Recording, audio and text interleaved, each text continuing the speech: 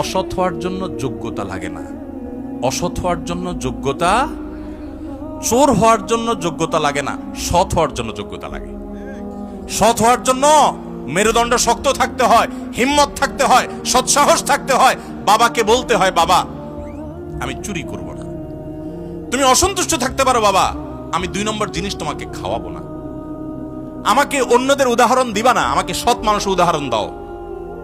যুবকরা বলা যাবে না বাবাকে ইনশাআল্লাহ? বেয়াদবি করা ছাড়া সুন্দরভাবে বলা যাবে না। আল্লাহ আমাদের সবাইকে তৌফিক দান করুন। বিয়ের আগে বউরে বলে দিবেন, শোনো বউ, আমি কিন্তু বড় তেড়া যুবক,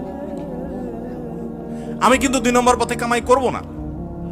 অতএব অন্য মানুষদের বউদের মতো সকাল বিকাল শাড়ি পাল্টাবা আর 3 পিস পাল্টাবা, মার্কেটে যায় কেনার পরে বলবা শুধু কার্ডের ঘষা দেন আর বিল দেওয়া হয়ে যাবে, এগুলো কিন্তু আমার দ্বারা হবে না। আমি কিন্তু হালাল খোর, আমি হারাম খোর না। বলা যাবে না ইনশাআল্লাহ? হবু বউরে বলে দিতে পারবেন না? বেশিরভাগ ক্ষেত্রে দেখবেন ওই মেয়ে বলবে, আব্বু না সমস্যা আছে ছেলের, কারণ তার দরকার কি?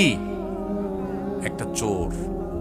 তার দরকার একটা চোর, তার দরকার একটা ঘুষখোর, তার দরকার একটা দুর্নীতিবাজ, তার দরকার একটা টিন চোর, তার দরকার একটা গম চোর। সে সৎ মানুষ পছন্দ, আপনি সাথে সাথে সেজদা পড়ে যাবেন, যাক একটা চোর প্রিয় মানুষ থেকে আল্লাহ আমাকে মুক্তি দিছে। একটা সৎ মানুষ খুঁজবেন, চেষ্টা করা যাবে না ইনশাআল্লাহ?